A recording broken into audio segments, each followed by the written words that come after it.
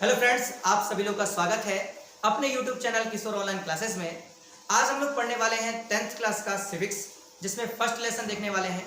तो स्टार्ट करते हैं इस वीडियो को और देखते हैं सबसे पहले कि भाई पार्ट का नाम क्या है और उसके बाद फिर इसके प्रश्नों को देखेंगे। ठीक है, तो देखिए दिया गया है पार्ट 1। पार्ट 1 में क्या है, ठीक है, देखेंगे।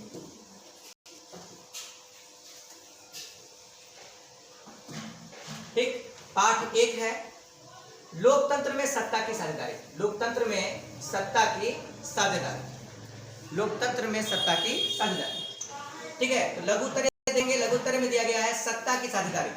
ठीक है, तो सत्ता की साझेदारी क्या है भाई, तो देखेंगे। सत्ता की साझेदारी एक नीति है। सत्ता की साझेदारी क्या है, एक नीति है जिसके अंतर्गत देश की सत्ता में सभी प्रमुख दलों को एक अस्थायी भाग दिया जाता है, जिसमें सभी जाति, धर्म, लिंग और भाषा आदि को शामिल किया जाता है, जिसे सत्ता की क्या कहते हैं, साझेदारी कहते हैं। ठीक है, तो जब भी हमारी सरकार बनती है, ठीक है, तो उसमें किसी एक जाति या धर्म या समूह का लोग नहीं होता। उसमें सभी जाति, सभी धर्म और सभी भाषा के लोग क्या होते हैं, उसमें शामिल होते हैं, जिसके चलते वे क्या करते हैं, अपने अपने क्षेत्र, अपनी अपनी भाषा, अपने अपने क्या संस्कृति के बारे में, ठीक है, वे विकास करते हैं और उन लोगों के बातों को लेकर आते हैं, जिससे क्या होता है, विकास जो होता है वो तेजी से होता है। अगर कहीं केवल एक धर्म का लोग हो, उसमें केवल एक जाति का लोग हो, अगर एक भाषा का बोलने वाला हो, तो बताइए अलग अलग भाषा को जानने वाले लोगों की बातों को कैसे जाना जाएगा। ठीक है, अलग अलग जाति का हो तो उसके दूसरी जाति की संस्कृति के बारे में या धर्म के बारे में वो कैसे जानेगा और उसका विकास कैसे करेगा। ठीक है, इसलिए सत्ता में साझेदार उन लोगों को ही बनाया जाता है, ठीक है, जो उस क्षेत्र में उस संस्कृति से परिचित हो, उस भाषा से परिचित हो।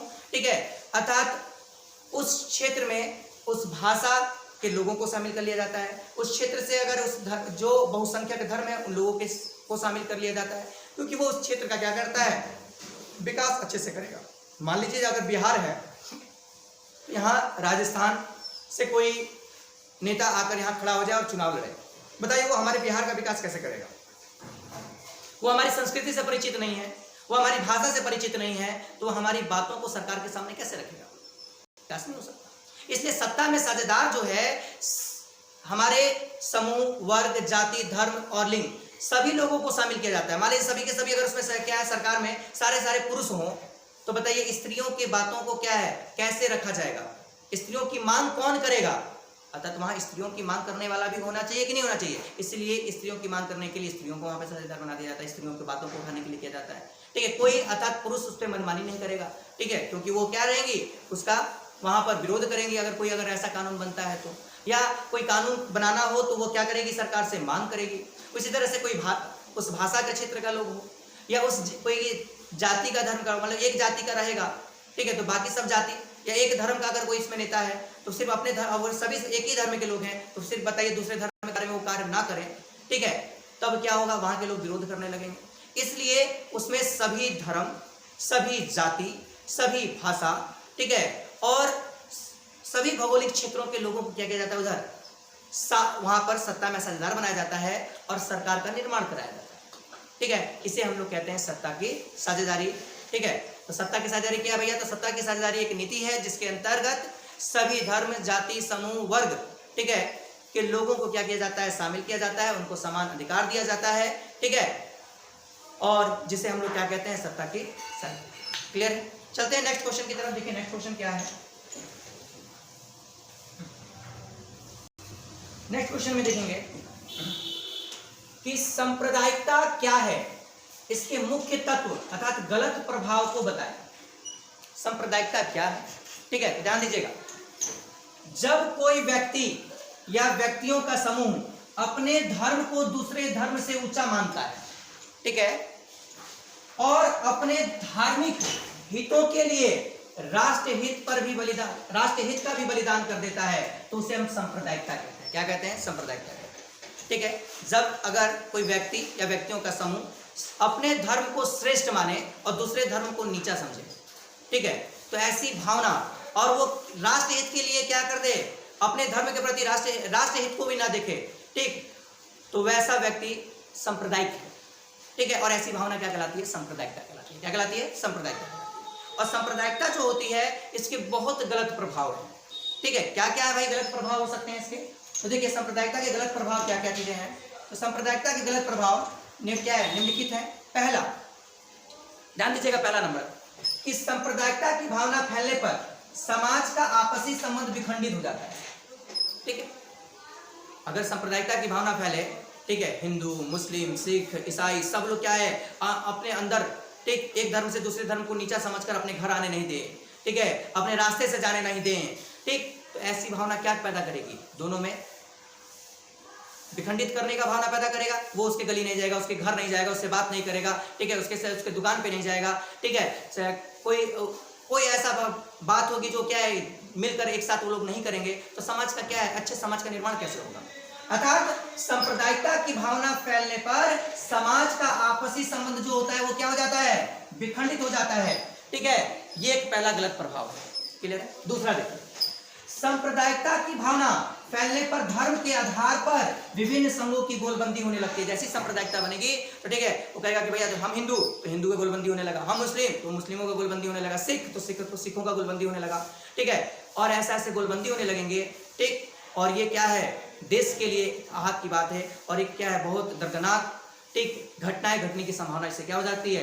बढ़ सकती है, क्योंकि एक धार्मिक समूह का लोग दूसरे धर्म के समूह को लोग को क्या नीचे समझकर उस पर आक्रमण कर सकता है, उस पर हमला कर सकता है, ठीक है। तो बहुत सारी ऐसी घटनाएं हो सकती हैं। इसलिए सांप्रदायिक भावना से क्या है, ये दूसरा जो है ये भी बहुत भयानक क्या गलत प्रभाव इसका पड़ सकता है हमारे समाज में, ठीक है। चलिए फिर क्या है नेक्स्ट, कि तीसरा, सांप्रदायिकता की भावना फैलने से समाज में हिंसा, लूटपाट और अराजकता जो होती है वो क्या होने लगती है? फैलने लगती है, ठीक है।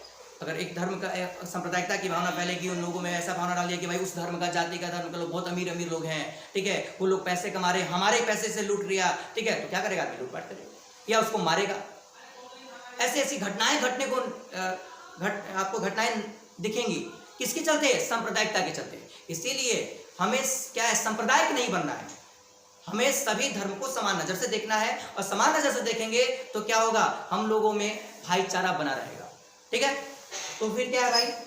सांप्रदायिकता की भावना फैलने से, नेक्स्ट है भाई चौथा नंबर, सांप्रदायिकता की भावना फैलने से समाज एवं राष्ट्र निर्माण संबंधी कार्य क्या हो जाते हैं? वो क्या हो जाते हैं?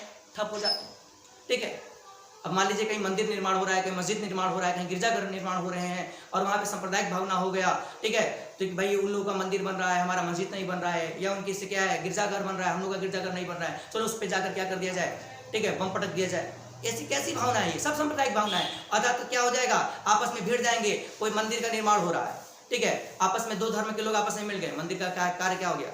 रुक गया, मंदिर बनेगा ही नहीं, दोनों में विरोध है, भैया हमारा बनना चाहिए, वो कहेगा हमारा बनना चाहिए। ऐसी बहुत सारी क्या हो सकती हैं, घटनाएं हो सकती हैं इस चीज को लेकर। तो जो भी समाज या राष्ट्र के निर्माण संबंधी कुछ कार्य हो रहा है, या देश में कुछ विकास हो रहा है, सड़क निर्माण हो रहा है, भवन निर्माण हो रहे हैं, मैदान बन रहे हैं, लेकिन देश में ऐसी भावना, सांप्रदायिक भावना हो गई है, अलग अलग गुट बन चुके हैं, वो आपस में क्या है, लड़ बैठे हैं, तो बताइए सरकार कैसे इसका निर्माण करेगी? वो सरकार क्या है, वो राष्ट्र हित पे जो भी कार्य हो रहे हैं तो वो सब क्या हो जाएंगे?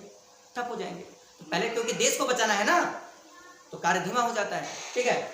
फिर है नेक्स्ट, सांप्रदायिकता की भावना फैलने पर समाज के साथ साथ राष्ट्र के टूटने का खतरा भी बढ़ जाता है। सांप्रदायिकता की भावना फैलेगी, लोगों में क्या है, जब एकजुटता नहीं आएगी तो बोलेगा कि भाई मुझे एक अलग देश बनाइए।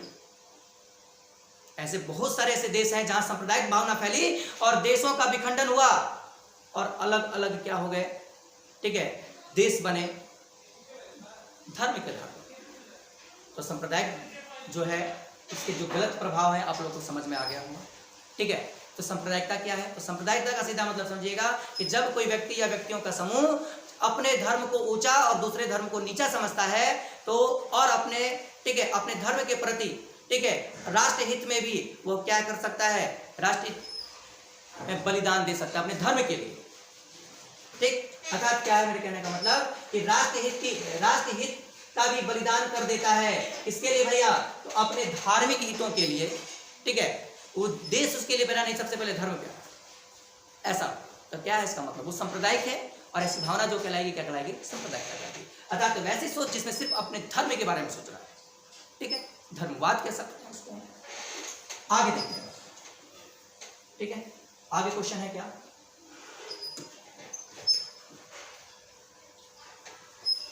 आगे क्वेश्चन दिया गया है कि धर्म निरपेक्ष राज्य से आप क्या समझते हैं? धर्म निरपेक्ष राज्य से आप क्या समझते हैं?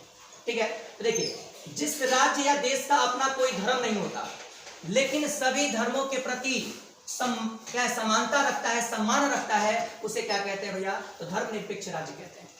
जैसे भारत एक धर्मनिरपेक्ष राज्य है जहां कई धर्म के लोग एक साथ मिलकर रहते हैं। ठीक है, तो देखिए, भारत का कोई एक राष्ट्र धर्म नहीं है, यहाँ सभी धर्मों को क्या है? समान अधिकार है।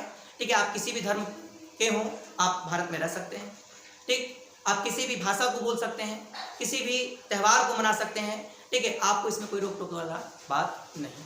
सभी को समान अधिकार दिए गए हैं, सभी जाति को, सभी धर्म को, सभी समूह को समान अधिकार दिए गए हैं। अतः भारत जो है, ठीक है, एक धर्मनिरपेक्ष राज्य है जिसमें क्या है? किसी धर्म को मान्यता नहीं दी गई है, किसी खास धर्म को। ठीक है, अतः तो सभी धर्म इसके लिए क्या है? समान है। ठीक, तो आपसे पूछे कि भाई धर्मनिरपेक्ष राज्य क्या है? जिस राज्य या देश का अपना कोई धर्म नहीं होता लेकिन सभी धर्मों के प्रति सम्मान रखता है, ठीक है, उसे हम क्या कहते हैं? तो धर्मनिरपेक्ष राज्य रखते हैं, धर्मनिरपेक्ष राज्य कहते हैं। जैसे भारत एक धर्मनिरपेक्ष राज्य है। ठीक है, और जिसमें आप लोग देख सकते हो कि भारत में कई धर्म के लोग हैं। यहाँ सिख भी है, ईसाई है, मुस्लिम है, हिंदू है। ठीक है, सब लोग रहते हैं, तो सब लोग एक साथ भाईचारे के साथ मिलकर रहते हैं। यहाँ आप कभी देखिए कि भैया हमारा राष्ट्र, बताइए भारत का राष्ट्र धर्म कौन है? भारत का कोई राष्ट्र धर्म। सबसे पहले हम क्या है भाई? तो भारतीय, हमारा धर्म ही भारतीय है। सबसे पहले हम क्या है भैया? तो भारतीय, मेरा धर्म ही भारतीय है, ये समझिए। सभी यहाँ पे कोई खास धर्म नहीं बोल सकते कि भैया हमारा जो राष्ट्र धर्म है वो हिंदू है, ऐसा नहीं बोल सकते। हमारा राष्ट्र धर्म जो है वो मुस्लिम है, ऐसा नहीं बोल सकते हम। ठीक है, क्यों? क्योंकि भारत जो है धर्मनिरपेक्ष राज्य। चलते नेक्स्ट की तरफ। अब क्या भाई, नेक्स्ट क्वेश्चन पूछ रहा है आपसे कि भाषा नीति क्या है?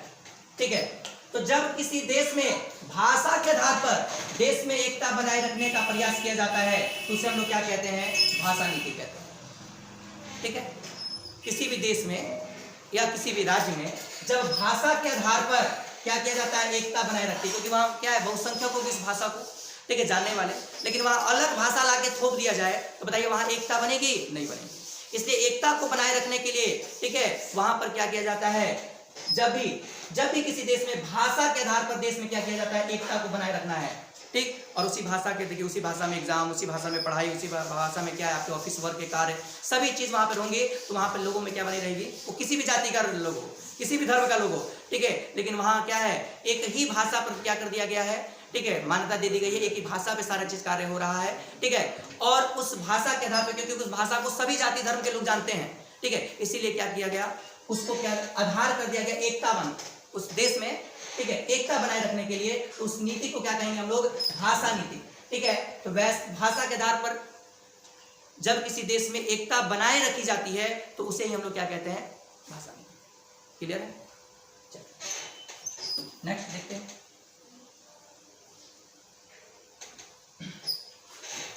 क्या दे रहा है भाई? नेक्स्ट क्वेश्चन है कि क्षेत्रवाद से आप क्या समझते हैं? क्षेत्रवाद क्या है? क्षेत्रवाद तो किसी क्षेत्र में भाषा, संस्कृति, प्रजाति इत्यादि के आधार पर लोगों द्वारा अलग अलग पहचान बनाना क्या कहलाता है? क्षेत्रवाद कहलाता है। ठीक है, किसी क्षेत्र में भाषा के आधार पर, जैसे हम बिहारी हैं, भोजपुरी बोलते हैं। ठीक है, अगर हम जा रहे हैं, मेरी संस्कृति है भाई, बिहारी है, हम छठ पूजा मनाते हैं, हमारे यहाँ क्या है? लिट्टी चोखा खाया जाता है, हमारे यहाँ क्या है? छठ, उसके बाद आपको दुर्गा पूजा बहुत हर्षोल्लास के साथ मनाई जाती है। हम अपने क्षेत्र के बारे में वर्णित कर रहे हैं, अपने क्षेत्र के प्रति, ठीक है, जान रहे हैं, हम जान रहे हैं, हम सीधे बोल रहे हैं हम बिहारी हैं, तो हम क्या प्रदर्शित कर रहे हैं? भैया हम अपने खास क्षेत्र को प्रदर्शित कर रहे हैं, अपने खास क्षेत्र के बारे में सोच रहे हैं, अर्थात क्षेत्रवाद। सिर्फ हम अपने बिहार के बारे में सोच रहे हैं, बिहार के बारे में बता रहे हैं, बिहार की संस्कृति के बारे में बता रहे हैं। ठीक है, तो क्या है? क्षेत्रवाद। ठीक है, तो वही बोल रहे हैं, किसी क्षेत्र में भाषा, संस्कृति, प्रजाति इत्यादि के आधार पर लोगों द्वारा अलग अलग पहचान बनाना क्या कहलाता है? क्षेत्रवाद। जैसे यहाँ मान लीजिए कोई बंगाली है, कोई गुजराती है, ठीक है, एक जगह बैठा हुआ है, कोई बिहारी है। ठीक है, ये अपने क्षेत्र के बारे में वर्णित कर रहा है, मेरे यहाँ लिट्टी चोखा खाया जाता है, हमारे यहाँ क्या छठ पर्व मनाया जाता है, अपने, ठीक है, अपने क्षेत्र के बारे में वर्णन कर रहा है, अपने क्षेत्र के आधार पर अपना पहचान बना रहा है। ठीक, उसी तरह से गुजराती है, वो अपने गुजरात के बारे में वर्णन कर रहा है। ठीक है, हमारे गुजरात में इस तरह से त्यौहार मनाए जाते हैं, हमारे यहाँ इस तरह के कपड़े पहने जाते हैं, अपनी संस्कृति के बारे में बता रहा है, अपनी भाषा के बारे में बता रहा है, ठीक है। अर्थात वो अपनी पहचान बता रहा है, इसका मतलब वो क्या है, अपने क्षेत्र से, ठीक है। तो क्या कर रहा है भैया, वो बंगाल है तो बंगाल के बारे में बता रहा है अपने।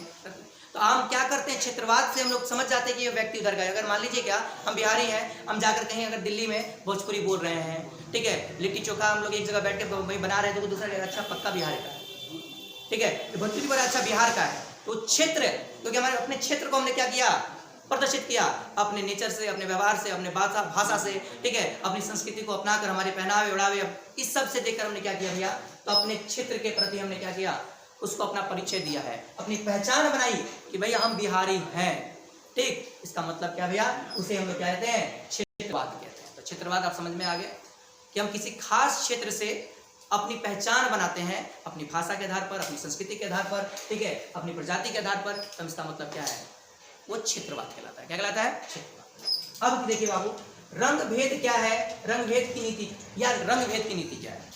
अब देखिए बहुत इंपॉर्टेंट क्वेश्चन है ये कि भाई रंग भेद, रंग पर आप क्वेश्चन से ही समझ रहे होंगे कि रंग भेद क्या है। रंग के आधार पर क्या करना, भेद करना, ठीक है। लोगों में रंग के आधार पर, ध्यान दीजिएगा, ठीक है, लोगों में रंग के आधार पर भेदभाव करने को ही क्या कहते हैं, रंग भेद। क्या तू गोरा, तू काला, तू सावला, ठीक है, तो ये क्या है, ये रंग भेद है। क्योंकि रंग के आधार पर, अरे तुम काला है, तुम उधर दूर बैठो, हम गोरे हैं, हम लोग इधर बैठेंगे, ठीक है, तुम सावले हो, तुम लोग अपने सावले लोगों के साथ जाओ। जैसे हम लोग क्या कहते हैं, ठीक है, क्लासमेट में होता है, हमारा क्लास का समूह है, हम लोग अपने क्लास के साथ अपने जूनियर वालों को नहीं बैठाएंगे, सीनियर वालों को नहीं बैठा रहे हैं। इसका मतलब क्या है, हम लोग अलग अलग वर्ग बना रहे हैं। उसी तरह से रंग के आधार पर अपना वर्ग बना रहे हैं, अंतर कर रहे हैं। इसका मतलब वो क्या कहेंगे, उसको रंग भेद कहते हैं। क्या कहते हैं उसे, रंग। जैसे अमेरिका में गोरे लोगों के सरकार ने काले लोगों के प्रति विभिन्न प्रकार के भेदभाव की नीति अपनाई थी, जिसे हम लोग क्या कहते हैं, भेद, ठीक है, रंग भेद की नीति कहा जाता है, ठीक है। वहां गोरे लोगों की सरकार ने वहां काले लोगों के प्रति क्या बहुत, ठीक है, बहुत अलग अलग नीतियां अपनाई, ठीक है। जैसे वहां के लोग क्या हो गए, कि जितने भी काले लोग थे वे लोग सरकार के खिलाफ हो गए, जिसमें गांधी जी ने भी वहां पर क्या किया था, सत्याग्रह आंदोलन वहां चलाया था, ठीक है। तो याद रखिएगा वहां पर उनके साथ भी क्या हुआ था, दुर्व्यवहार हुआ था, इसीलिए उन्होंने क्या किया, वहां सत्याग्रह आंदोलन चलाया था। कहाँ, दक्षिण अमेरिका में। क्यों, क्योंकि वो सावले थे, अर्थात काले थे, और वहाँ गोरे लोगों के क्या थे, वहाँ अलग अलग अपनी वहाँ पर क्या थी, नीतियाँ थी रंग के आधार पर, ठीक है, कि गोरे लोगों के साथ नहीं बैठ सकते हैं, गोरे लोगों के साथ खाना नहीं खा सकते हैं, एक क्लासरूम में बैठ के पढ़ नहीं सकते हैं, ऐसी बहुत सारी ऐसी नीतियाँ थी, ठीक है, जिसके चलते वहाँ के लोगों ने क्या किया, विरोध किया। तो ऐसी नीति को क्या कहते हैं, तो रंग भेद की नीति कहते हैं, ठीक है। तो आप सीधे बोलिए रंग भेद की नीति क्या है, तो रंग के आधार पर, ठीक है, रंग के आधार पर भेद करना, ठीक है, उसे क्या कहेंगे, रंग भेद। चलिए आगे देखते हैं, आगे देखिए क्वेश्चन क्या है कि बहुस्तरीय पहचान अर्थात राष्ट्रीय पहचान में क्या अंतर है। बहुस्तरीय पहचान और राष्ट्रीय पहचान में क्या अंतर है, तो किसी भी व्यक्ति का अपना व्यक्तित्व पहचान, ठीक है, जैसे अपना नाम, पिता का नाम, गांव का नाम, ये क्या है, तो यह क्या है, बहुस्तरीय पहचान है। क्या है ये, बहुस्तरीय पहचान कहलाता है। किसी भी व्यक्ति का अपना व्यक्तिगत पहचान होता है, जैसे अपना नाम, पिता का नाम, माता का नाम, ठीक है, गांव का नाम आदि। ये क्या है भैया, तो ये बहुस्तरीय पहचान है, ठीक है। ये क्या है भाई, तो बहुस्तरीय, ठीक है, पहचान है। तो दिक्कत, यह बहुस्तरीय पहचान है, क्लियर, ठीक। इसके बाद जबकि राष्ट्रीय पहचान राष्ट्रीय स्तर पर होता है, राष्ट्रीय स्तर पर होता है, ठीक है। जैसे हम सब भारतीय, यह पहचान क्या है, राष्ट्रीय पहचान है। हम कहीं विदेश जा रहे हैं तो सीधे क्या बोलेंगे कि हम बिहारी हैं, ठीक है, मेरा घर, मेरा नाम ये है, मेरे नाम से कोई जानेगा, सबसे पहले हम वहाँ बोलेंगे भाई कि आई एम इंडियन, मैं क्या हूँ, एक भारतीय हूँ, ठीक। उसके बाद जानेगा अच्छा ये इंडियन है। उसके बाद आपसे पूछेगा कि ठीक है भैया हम इंडिया में जानते हैं, कहाँ से हो इंडिया में, तो हम बोलेंगे भैया हम बिहार से हैं। बिहार में कहाँ से हो, तो भैया हम रोहतास से हैं, ठीक है। अच्छा रोहतास, तो हम लोग रोहतास गए, अच्छा वहीं पर आपको सिरसा की नगरी है ना, हाँ सिरसा की, वहीं पर अच्छा पानी रोजा हम गए थे वहाँ पर। उस क्षेत्र में आप कहाँ से आते हैं, तो हम उस क्षेत्र में अपने क्षेत्र से बता देंगे।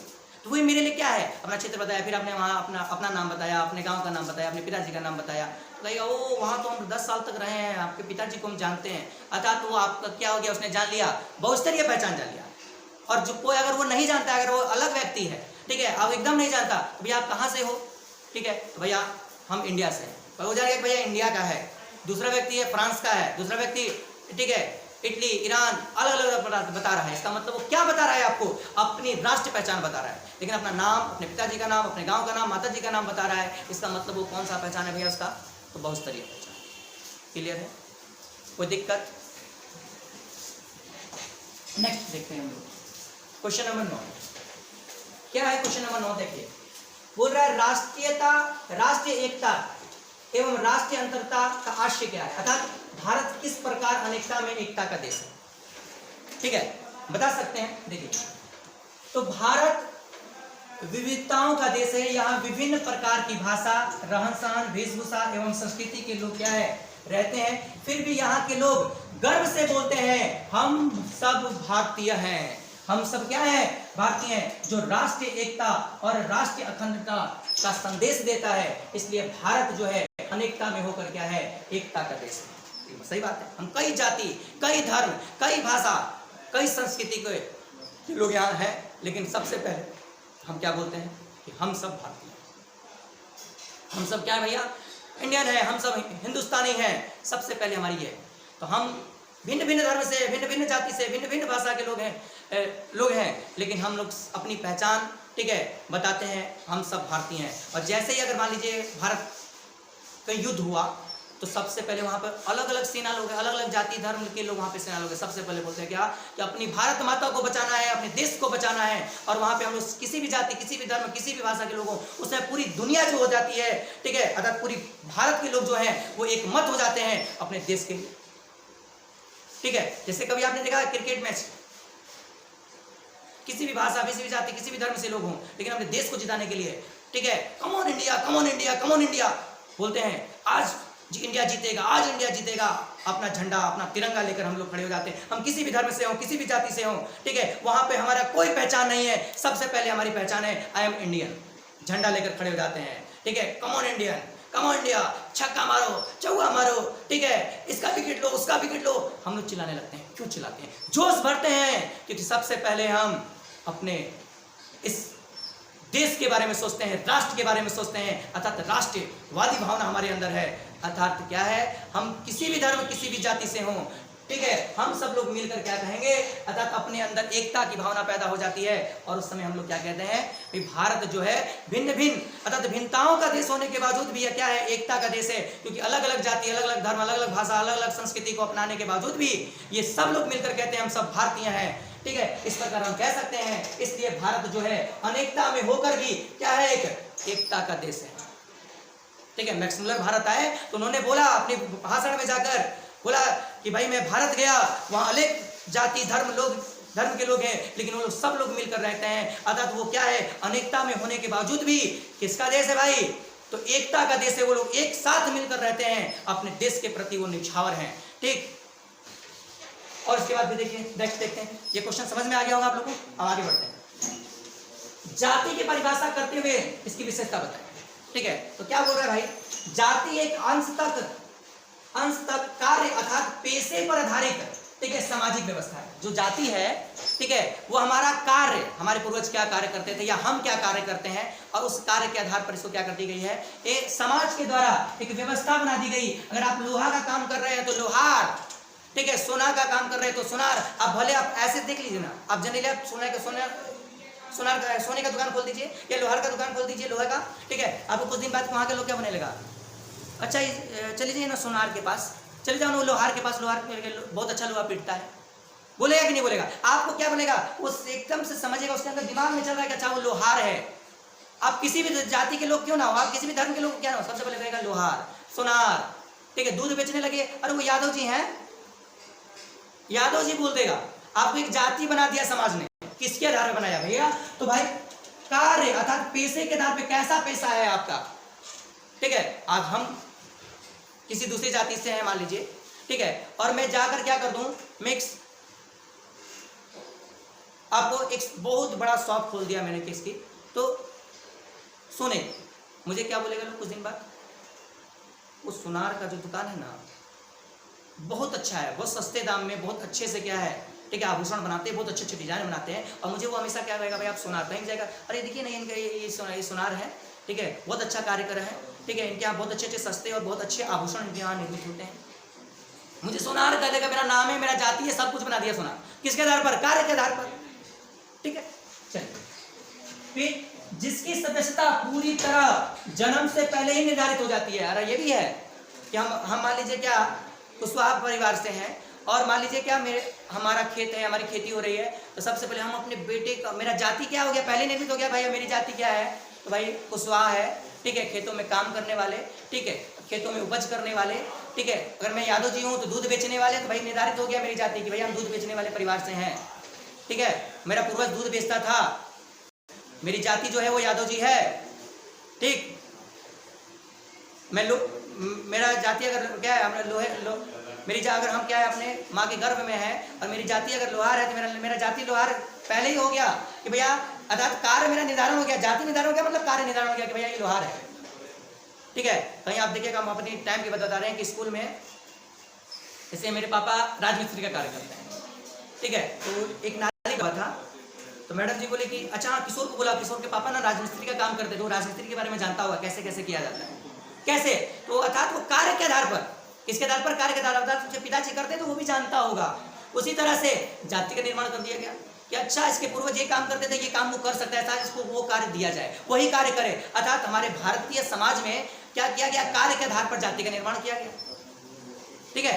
चलिए, ठीक है, जन्म से ही निर्धारित हो जाती है, लेकिन यह आवश्यक नहीं है कि उसके द्वारा जन्म लेने के बाद बच्चे बड़े होकर उसी कार्य अर्थात पेशे का चयन करें और अपना जीवन यापन करें, ये जरूरी नहीं है, ठीक है। लेकिन भारतीय समाज में ऐसा नहीं था, पहले उसी कार्य को करना पड़ता था। लेकिन बताइए, अगर ऐसा कर रहा है, तो अगर मान लीजिए हम किसी दूसरे कार्य को करना चाहते हैं, मुझे खेती करना नहीं आता, मैं कुशवाहा परिवार से, मुझे खेती कर, मैं तो बेरोजगार हो जाऊंगा कि नहीं हो जाऊंगा, ठीक है। इसलिए याद रखिएगा, यह हमारे देश, हमारे लिए, ठीक है, हमारे समाज के लिए जो जाति है वो बहुत ही खराब है एक तरह से, ठीक है, एक तरह से खराब, एक तरह से क्या है, सही भी, ठीक है।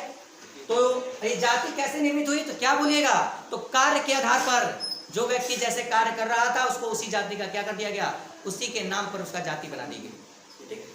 तो ये आपके जितने भी 10 क्वेश्चन थे, ये सभी के सभी क्वेश्चन आपको लघु उत्तरीय थे। इसके बाद हम लोग नेक्स्ट वीडियो में मिलेंगे दीर्घ उत्तरीय प्रश्नों के साथ। आशा करते हैं कि आपको 10 के 10 क्वेश्चन जो है समझ में आए होंगे, ठीक है। इसमें सभी आप लोगों के लिए इंपॉर्टेंट क्वेश्चन थे। इसके बाद मिलते हैं नेक्स्ट वीडियो में। यदि आपको मेरा वीडियो अच्छा लगा और मेरे चैनल से आप नए जुड़े हैं तो सब्सक्राइब करें, ताकि मैं इसी तरह की वीडियो आपको हर एक लेसन के देता रहूं और आप लोगों की तैयारी जो है वो अच्छी होती रहे। तो जय हिंद, जय भारत, मिलते हैं नेक्स्ट वीडियो में।